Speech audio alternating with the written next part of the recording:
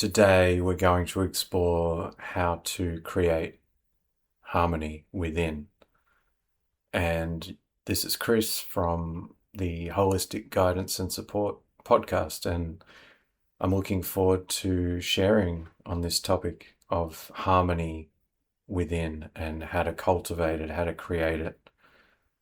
So, the first thing is to invest in yourself, invest time, invest energy, invest money in yourself. And these things signal to you that you are important. These actions, these decisions to invest in yourself signal to you that you're important.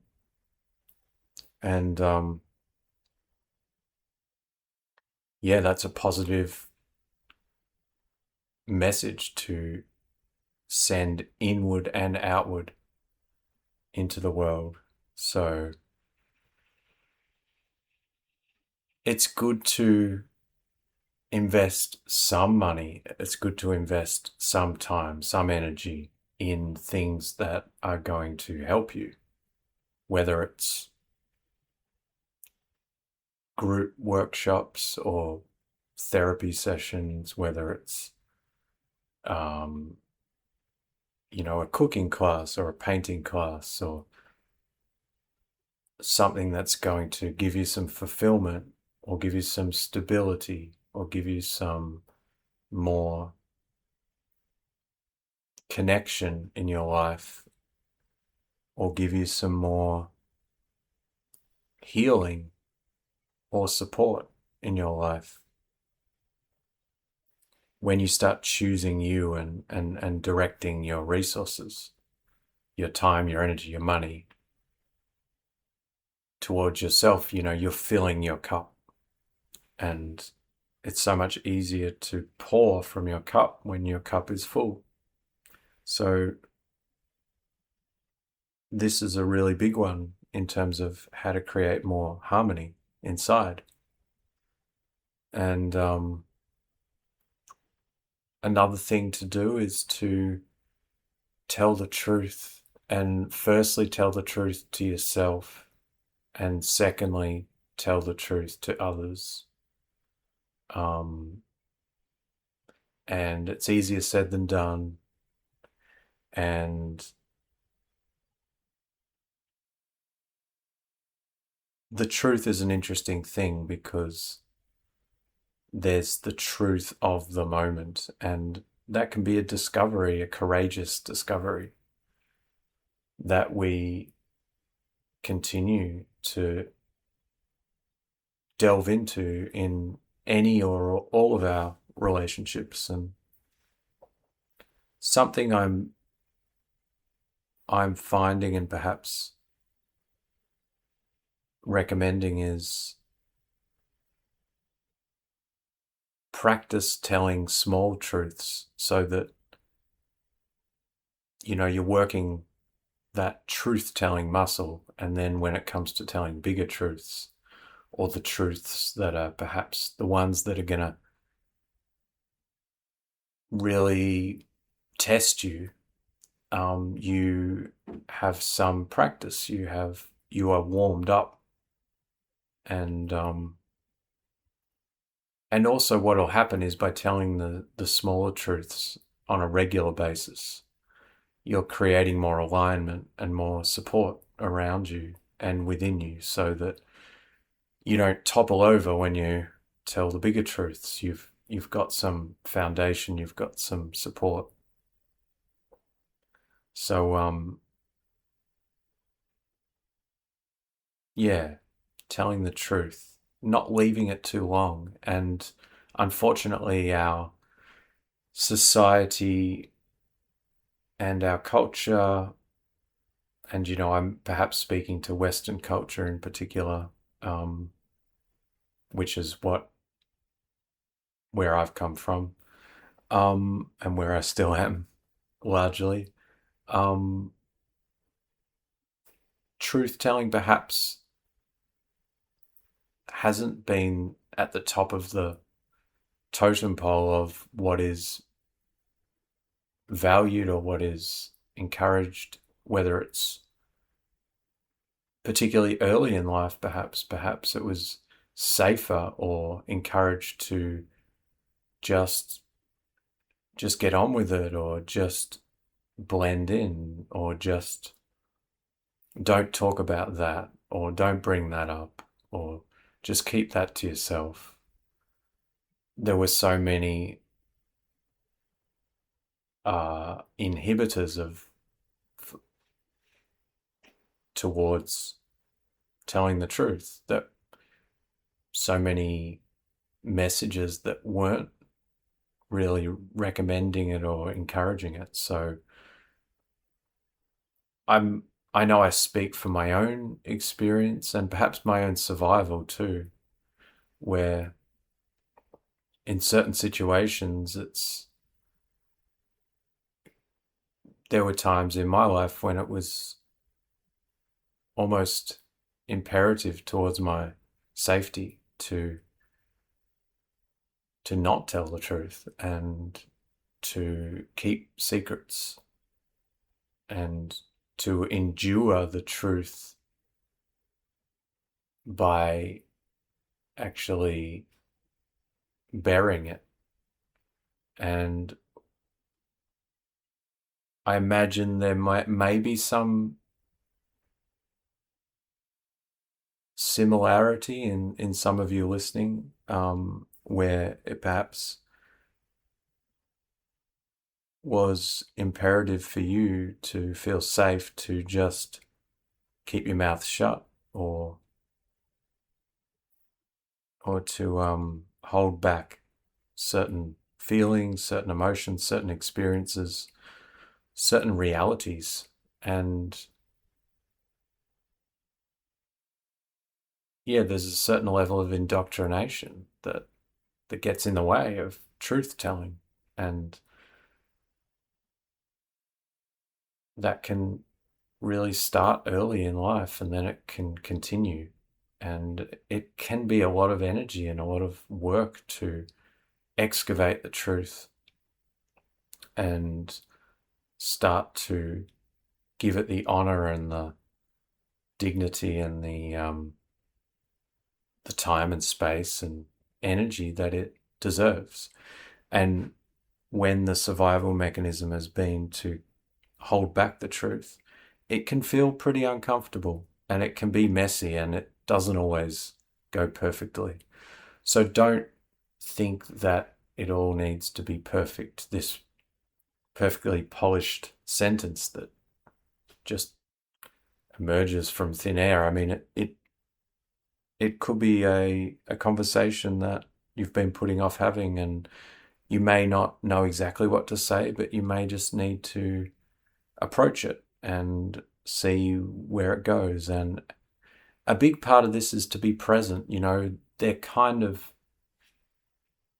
we talked about presence in a previous episode, so check that out if you haven't already.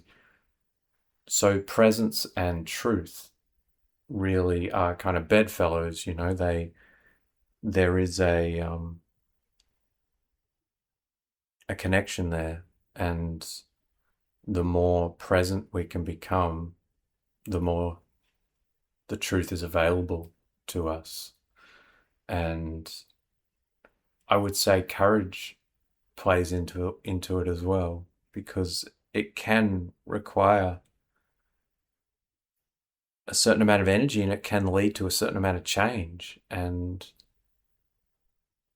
that can be confronting. It can take courage to believe in yourself enough to tell your truth, tell the truth, and that the reward of that is you believe in yourself even more and you feel even more safe in yourself when you can express the truth.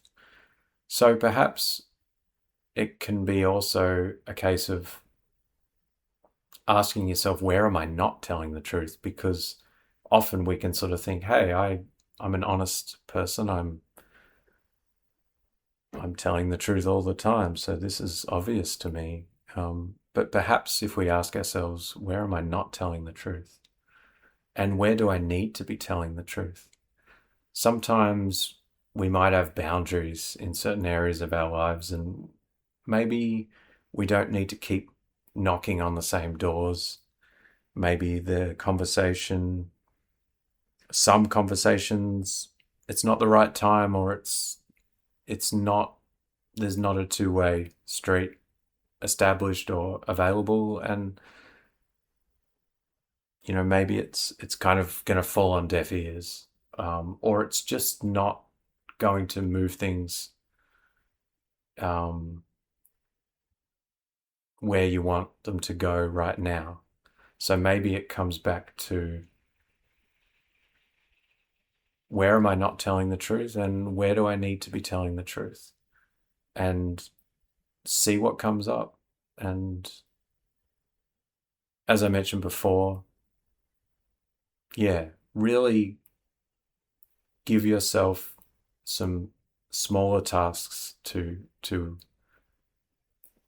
complete, so that the bigger tasks aren't too much. And the other thing I'll say on this is, don't think you have to do it all alone. It is about investing in support, which is what we talked about at the start of the episode. So those two things can go hand in hand. One of the reasons we need to invest in ourselves is because sometimes we just need that person on our side, that person who's perhaps got no reason to not be in a different position to us. So they can see us without, too much conflict of interest. They can see us for where we actually are, and they can see what we need, and they can help us carry out what we need, or take the steps we need to take to come into more of what we need. So yeah, that's really important. Investing in self, telling the truth. The other thing that's important, which can lead to greater harmony within, is valuing the present moment more than the past and more than the future. And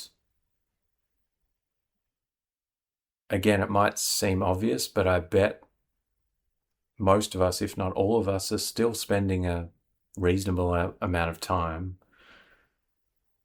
dwelling in the past or the future in some way. So what I do want to say is, there is merit in having a relationship with the past and the future. But what happens is, we don't want to over capitalize our time and energy and focus on past and future at the expense of losing the present moment. So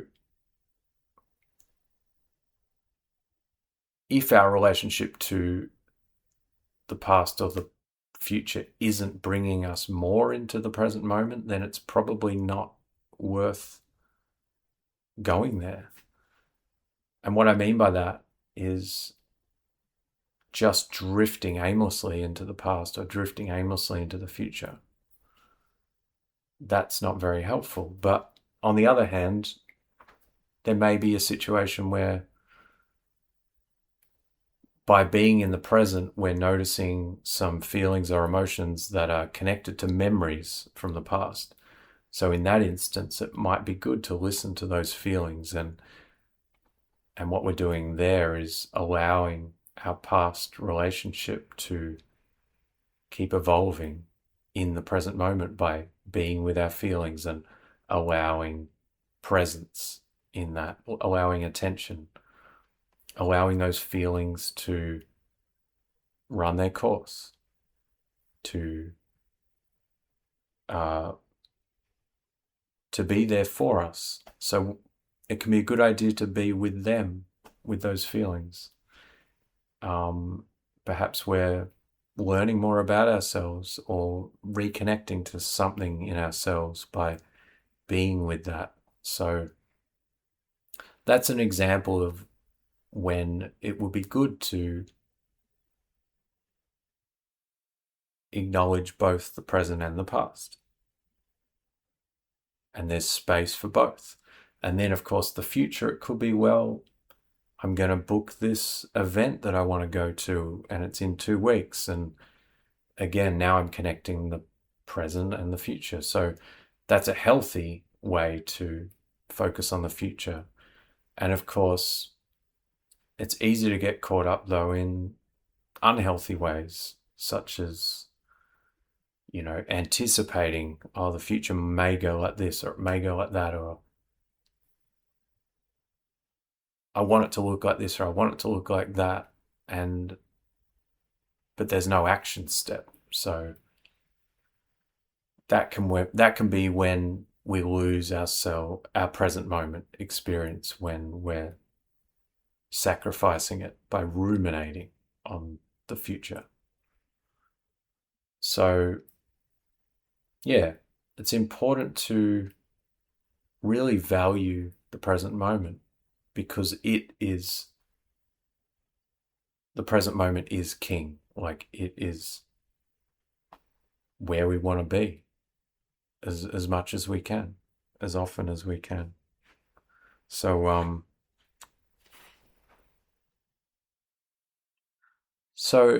other ways we can really come into this inner harmony is,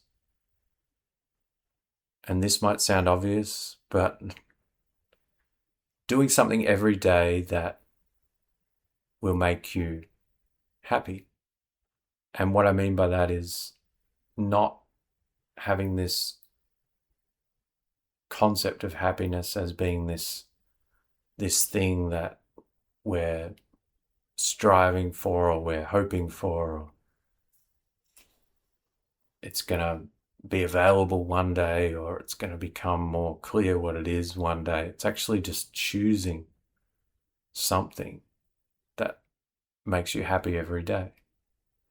It could be just going for a walk. It could just be cooking lunch.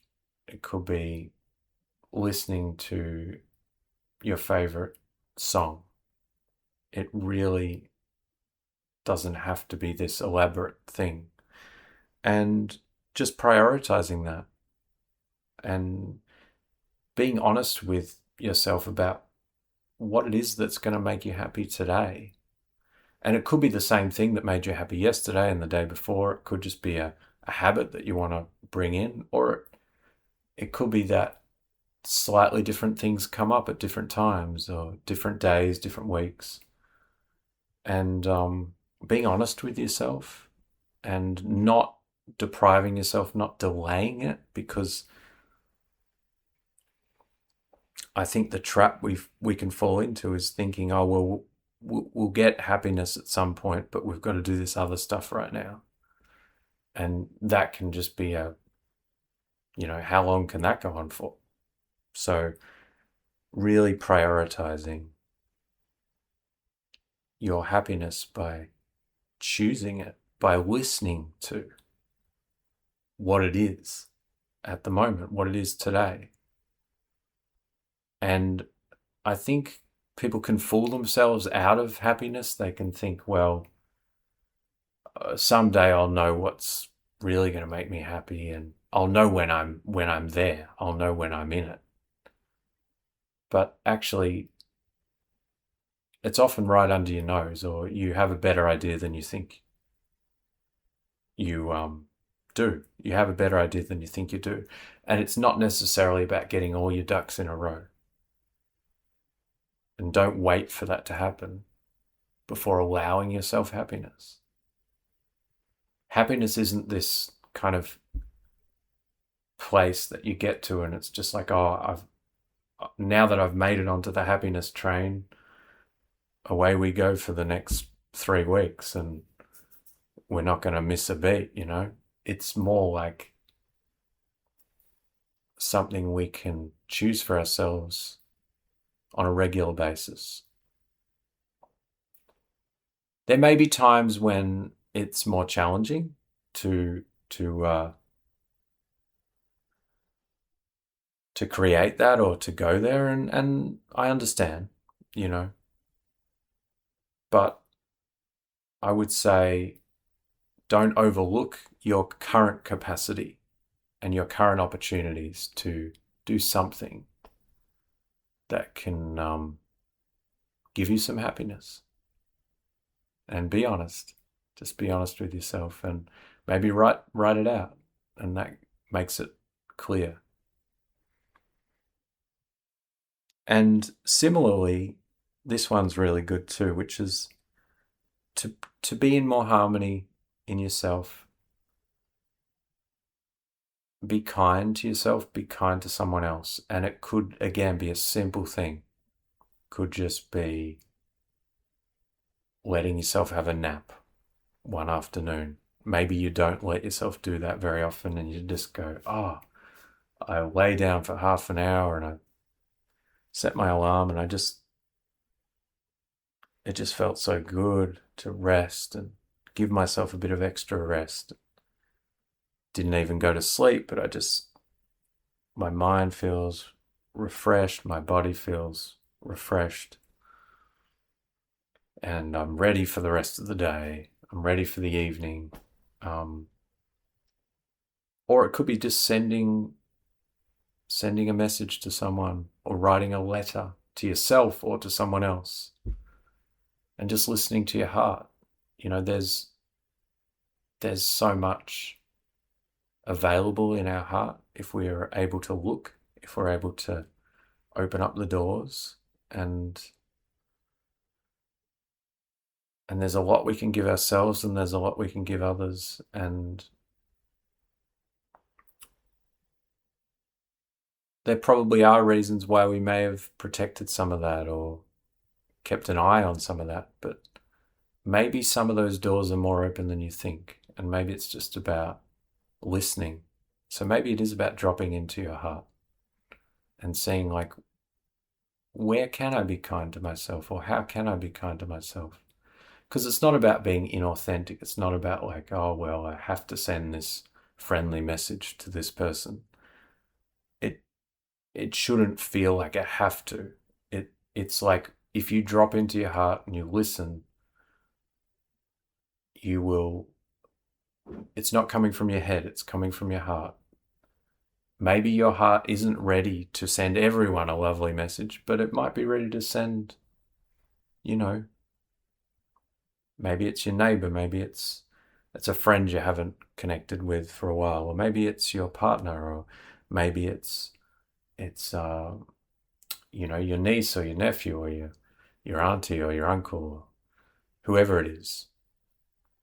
Just listen to what's stirring in your heart.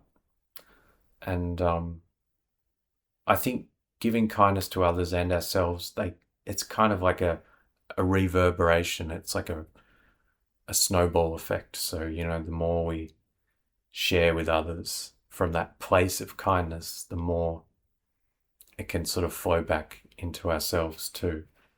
And see what it looks like for someone else, see what it looks like for yourself. And just remember not to wait too long for that as well, because I think everyone deserves some amount of kindness, or at least most people do. But yeah, that's probably a topic for another episode. Um, but I'm sure there are people in your life that deserve kindness, and also you're probably someone who deserves a lot of kindness too. So just remember that, and remember to act on it often.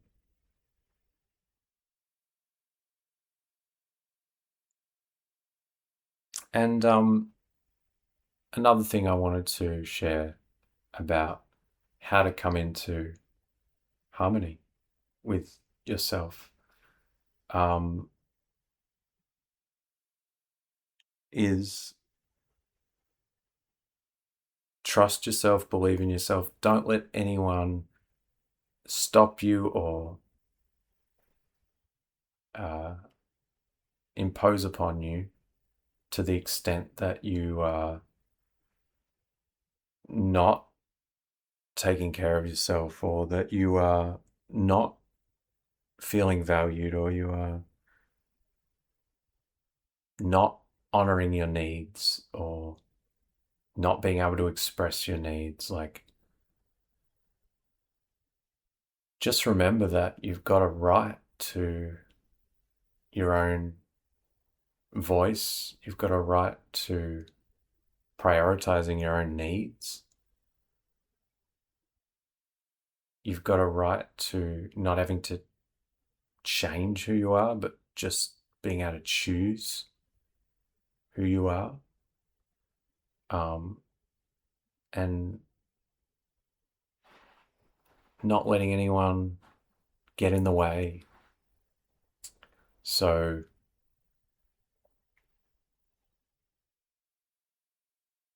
yeah, choosing yourself and choosing the real self, not the one that you think others are expecting or wanting, but keep expressing the real self and keep choosing that, and don't let it be lost. Don't let it be compromised. Let it continue to be unveiled. Let it continue to expand. Let it continue to be watered the way a plant is watered, so it can grow, and it's going to feel much better growing in the right direction than the wrong direction. So don't be cornered or misdirected somewhere that isn't you. Remember who you are, listen to who you are, and remember what it feels like when people get who you are and they see you for who you are and they appreciate who you are, and make sure you keep showing up for that person.